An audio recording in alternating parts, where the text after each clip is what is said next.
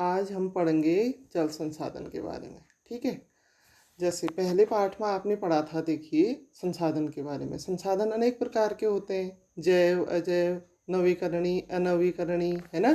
दूसरे पाठ में आपने पढ़ा था वन और वन्यजीव संसाधन के बारे में। आज हम एक महत्वपूर्ण संसाधन जल के बारे में पढ़ेंगे। आपने देखा है कि जिस तरह से ऑक्सीजन हमारे जीने के लिए बहुत आवश्यक है, उसी तरह से जल के बिना भी हम जीवित बहुत लंबे समय तक नहीं रह सकते हैं। हमारी पृथ्वी में 71% जल है और 29% केवल स्थल भाग है। और आसमान से, अंतरिक्ष से देखने पर हमारी पृथ्वी नीले रंग की दिखाई देती है, इसलिए इसको नीला ग्रह भी कहा जाता है। उसके बावजूद भी हम गर्मी के सीजन में आप देखते हो कि पूरे समाचार पत्र, पूरा न्यूज़ चैनल हमारे इसी से भरे रहते हैं। पानी की कमी से हम इतना ज़्यादा परेशान रहते हैं। इसका कारण क्या है बच्चों? ये जो नदियों का पानी है, ये पीने लायक नहीं बचा है। इसमें तरह तरह की प्रदूषण, हमने अपने घरों के सीवर लाइन और फैक्ट्रियों का पानी, इसके जाने से ये पानी दिन प्रतिदिन दूषित होते जा रहा है। मेरे को अपने भूतपूर्व राष्ट्रपति जो थे हमारे APJ अब्दुल कलाम, उनकी एक बात बहुत पसंद आती है। उन्होंने कहा था, जब मैं ब्रह्मपुत्र नदी के पानी को कल कल करके उछाल मारते हुए समुद्र में जाते हुए देखता हूँ तो मुझे बड़ा दुख होता है, क्योंकि इस ब्रह्मपुत्र नदी के ही पानी में इतनी शक्ति है जो पूरे भारत की बेरोजगारी को दूर कर सकता है। लेकिन और यदि भारत की सारी नदियों को एक साथ आपस में इनको जोड़ दिया जाए तो भारत में कभी भी पानी की कमी नहीं रहेगी। जल संसाधन के रूप में भारत एक बहुत समृद्ध देश है बच्चों। इसमें इतनी सारी नदियाँ बहती हैं। देखो, आपने देखा होगा, इसमें मैं आपको दिखाती हूँ। देखो, गंगा नदी क्रम है, सिंध नदी क्रम है, ब्रह्मपुत्र है, दक्षिण में महानदी है, गोदावरी है, कृष्णा, कावेरी, नर्मदा, ताप्ती। वर्ष भर पानी से भरी रहने वाली ये नदियाँ हमारे भारत में बहती हैं। उसके बावजूद भी, क्योंकि ये नदियों का पानी भी हमने इतना प्रदूषित कर दिया है कि अभी तक भी हमारे पानी की कमी बनी हुई है। जल की हम सही तरीके से इसका सदुपयोग नहीं कर पा रहे हैं, इतनी सुविधा होने के बाद भी। अच्छा, तो इस पाठ में अब हम पढ़ेंगे। देखो, किसने बांधों को आधुनिक भारत के मंदिर कहा था? पंडित जवाहरलाल नेहरू ने आधुनिक भारत के मंदिर कहा था बहुउद्देशीय नदी घाटी परियोजनाओं को। भारत में सिंचाई के प्रमुख साधन कौन से हैं? नहरें, कुएं, तालाब, ट्यूबवेल। और जल पुनर्भरण के दो साधन, मतलब जल चट्टानों से रिस करके फिर से हमको शुद्ध रूप में कैसे मिलता है? हैंडपंप द्वारा और कुएं द्वारा। ठीक है। और एशिया की सबसे बड़ी नहर जो है इंदिरा गांधी नहर, ये राजस्थान में है बच्चों। बिहार का शोक किस नदी को कहा जाता है? कोसी नदी को। और बंगाल का शोक किस नदी को कहा जाता है? दामोदर नदी को। ठीक है।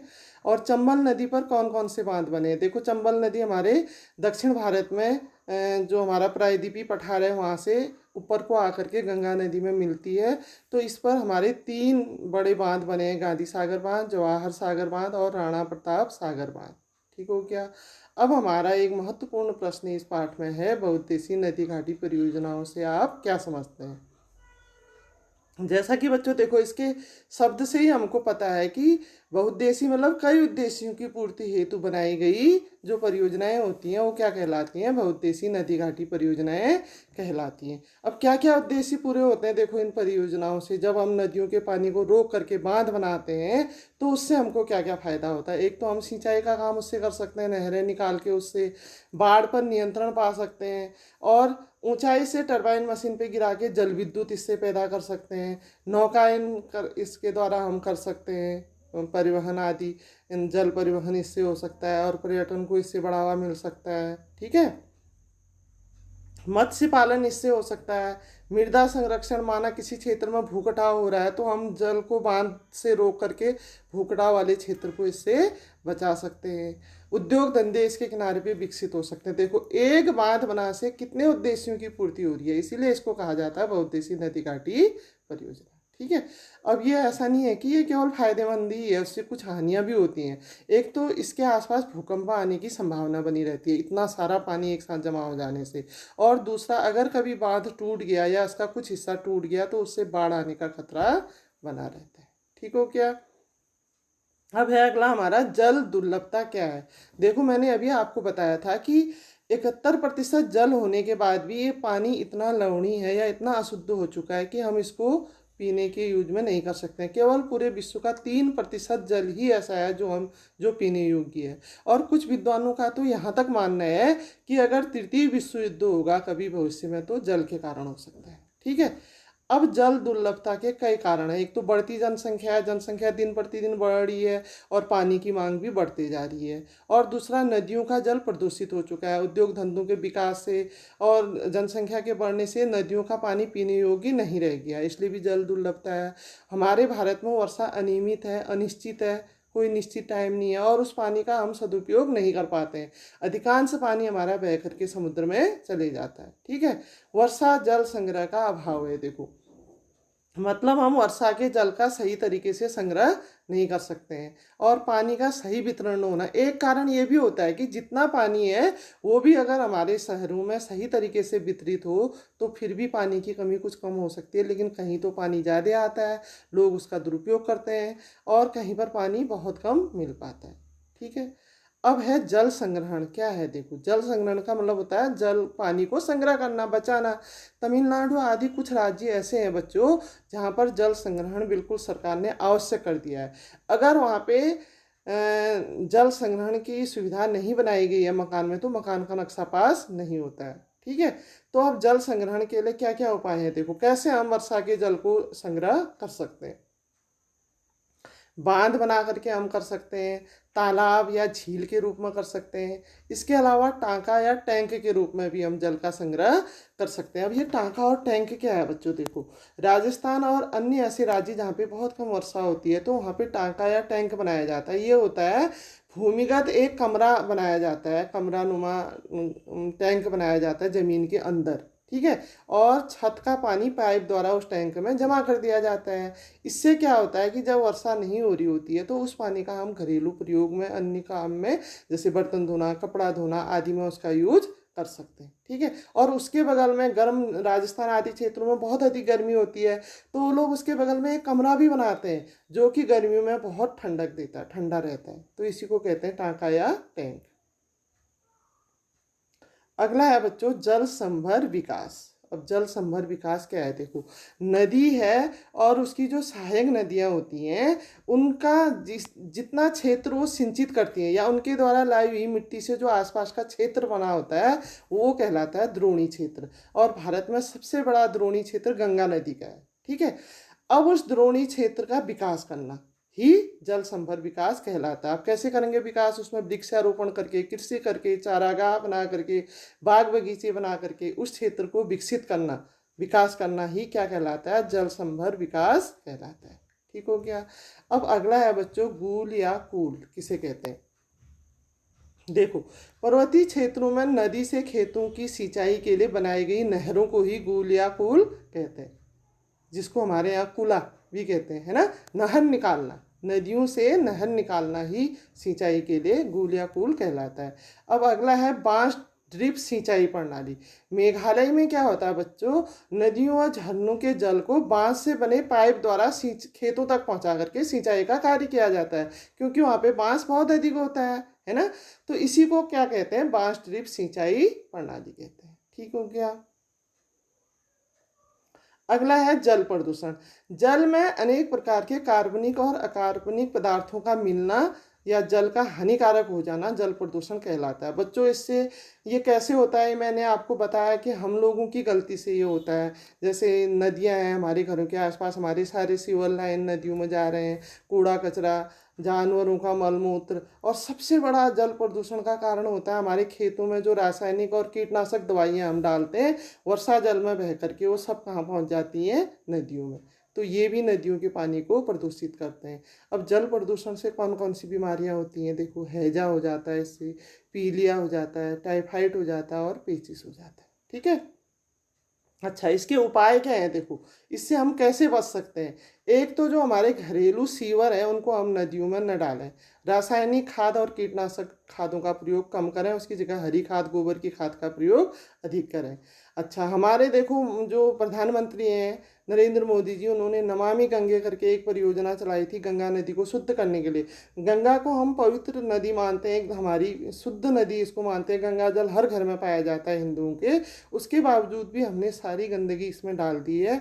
काफ़ी इसमें सुधार हो गया है नमामि गंगे से, लेकिन अभी भी पूरी तरह से साफ नहीं हो पाई है। ठीक है। अच्छा, शैवाल जो होती है ना नदियों में, जो हरी काई जैसी, तो उसको डालने से भी पानी शुद्ध होता है। तो इसको हम अधिक से अधिक तालाबों में, नदियों में डाल करके इससे भी पानी को, जल प्रदूषण से बचा सकते हैं। अब इसका जो एक महत्वपूर्ण प्रश्न है बच्चों इस पाठ का, उत्तर भारत और दक्षिण भारत की नदियों में अंतर। अभी आपने देखा था इसमें कि उत्तर भारत की मुख्य 3 नदी क्रम है। एक तो ब्रह्मपुत्र नदी क्रम है, देखो जो यहाँ असम वाले हिस्से में बहता है। दूसरा गंगा नदी क्रम है, गंगा, यमुना, सरयू, घाघरा, कोसी, नर्मदा, ताप्ती, नीचे से चंबल, बेतवा, सोन, केस, ये है। और तीसरा नदी क्रम है इसमें सिंध नदी क्रम, सिंध, रावी, चिनाब, झेलम, है ना। अच्छा, ये 3 नदी क्रम जो हैं बहुत महत्वपूर्ण है उत्तर भारत के। ये सब किससे निकल रहे हैं, देखो हिमालय पर्वत से निकल रहे हैं। हिमालय पर्वत से निकलने के कारण ये अपने साथ कंकड़, पत्थर, मिट्टी बहा के लाते हैं, जिससे हमारा पूरा उत्तर का मैदान बना है, जो बहुत अधिक उपजाऊ है। और कृषि कार्य सबसे अधिक, भारत की खाद्यान्न की पूर्ति इसी हिस्से से होती है। ठीक है। और दक्षिण, इसकी सबसे, उत्तर भारत की सबसे लंबी नदी गंगा नदी है बच्चों, ये तो भारत की भी सबसे बड़ी नदी है। ठीक है। और दक्षिण भारत की नदियां जो हैं, देखो इसमें महानदी है, गोदावरी है, कृष्णा है, कावेरी है, नर्मदा और ताप्ती है। ठीक हो गया। इनमें सबसे बड़ी नदी गोदावरी है। ठीक, वैसे नाम से लगता है महानदी बड़ी है, लेकिन है गोदावरी बड़ी। ठीक हो गया। और एक चीज़ आपने देखी होगी कि ये जितनी भी नदियां हैं बच्चों, सब उत्तर भारत की नदियां गंगा नदी क्रम में मिलती हैं, और सब बंगाल की खाड़ी में। ब्रह्मपुत्र भी बंगाल की खाड़ी में, महानदी, गोदावरी, कृष्णा, कावेरी सब बंगाल की खाड़ी में। कभी कभी प्रश्न पूछा जाता है कि अरब सागर में गिरने वाली 2 नदियां बताइए, तो नर्मदा और ताप्ती 2 ऐसी नदियां हैं जो अरब सागर में गिरती हैं। एक चीज़ मैं और आपको बताती हूँ इसमें, कि डेल्टा और ज्वार नदमुख भी इसी में पाठ में हमारे है कि डेल्टा किसे कहते हैं। नदी जब अपनी वृद्धावस्था में होती है और अनेक शाखाओं में बढ़ जाती है, जैसा कि यहाँ पे महानदी में दिख रहा है, देखो इन शाखाओं के बीच जो त्रिभुजाकार आकृतियां बनी होती है, इसको डेल्टा कहते हैं, जो बहुत अधिक उपजाऊ होते हैं। हमारे कलकत्ता जैसे शहर इस डेल्टा में ही बसे हुए हैं। ठीक है। तो आपने देखा होगा कि पूर्वी भारत की या उत्तर भारत की जो आने वाली गंगा नदी आदि जो क्रम है, सब डेल्टा बनाती हैं। केवल नर्मदा और ताप्ती ऐसी नदियां हैं जो अरब सागर में तो गिरती हैं, साथ में ज्वार नदमुख बनाती हैं। अब ये ज्वार नदमुख क्या है बच्चों, देखो इसमें क्या होता है कि ये नदियां समुद्र में सीधे खाइयों से जाके गिरती हैं, डेल्टा आदि नहीं बनाती हैं। 2 खाइयों के बीच जब सीधे तीव्रता से जब ये नदी में, समुद्र में गिरती हैं, तो इनको ही कहते, ज्वार नदमुख कहते हैं। ठीक आ गया। अब हमारा एक प्रश्न जो छूटा था, उत्तर भारत और दक्षिण भारत की नदियों में क्या अंतर है। एक सबसे बड़ा अंतर तो ये है कि उत्तर भारत की नदियां सदा नीरा है, क्योंकि ये हिमालय पर्वत से निकलती हैं, तो गर्मियों में भी सूखती नहीं है। देखो गर्मियों में भी इनमें वर्ष भर पानी की मात्रा बनी रहती है, जबकि दक्षिण भारत की नदियां गर्मियों में हमारी सूख जाती हैं। दूसरा, देखो उत्तर भारत की नदियां अपने साथ कंकड़, पत्थर आदि बहा के लाती हैं और बड़े बड़े मैदानों का निर्माण करती हैं। और जबकि दक्षिण भारत की नदियां पठारी क्षेत्र में बहती हैं, तो ये मैदानों का निर्माण नहीं कर पाती हैं। उत्तर भारत की नदियों के किनारे जनसंख्या का बहुत घना बसाव है, बड़े बड़े शहर इसमें दिल्ली, आगरा, इलाहाबाद, कोलकाता आदि हैं। ठीक है। और जबकि दक्षिण भारत के शहर, इतने बड़े शहर यहाँ पे विकसित अधिक जनसंख्या वाले नहीं हैं। उत्तर भारत की नदियों के किनारे बड़े बड़े उद्योग धंधे विकसित हैं। ठीक है। और दक्षिण भारत की नदियों के किनारे उतने अधिक उद्योग धंधे कम हैं, यहाँ पे खनिज पदार्थ आदि की मात्रा अधिक रहती है। इसके अलावा देखो उत्तर भारत की नदियों से वर्ष भर बहने के कारण जल विद्युत बनाई जाती है, जबकि दक्षिण भारत में ये सुविधा केवल वर्षा ऋतु में तो होती है, ग्रीष्म ऋतु में नदियाँ अधिकांश, इनमें पानी काफ़ी कम हो जाता है। ठीक है। उत्तर भारत की नदियाँ मैंने अभी आपको बताई, दक्षिण भारत की भी बताई। उत्तर भारत की सबसे बड़ी नदी गंगा नदी है, और दक्षिण भारत की सबसे बड़ी गोदावरी नदी है। ठीक है बच्चों, इस प्रकार ये काफ़ी इम्पोर्टेंट पार्ट हमारा एक जल संसाधन के बारे में आज आपने पढ़ा। अगर आपने मेरे चैनल को अभी तक सब्सक्राइब नहीं किया है, तो प्लीज़ उसको सब्सक्राइब अवश्य करें। धन्यवाद।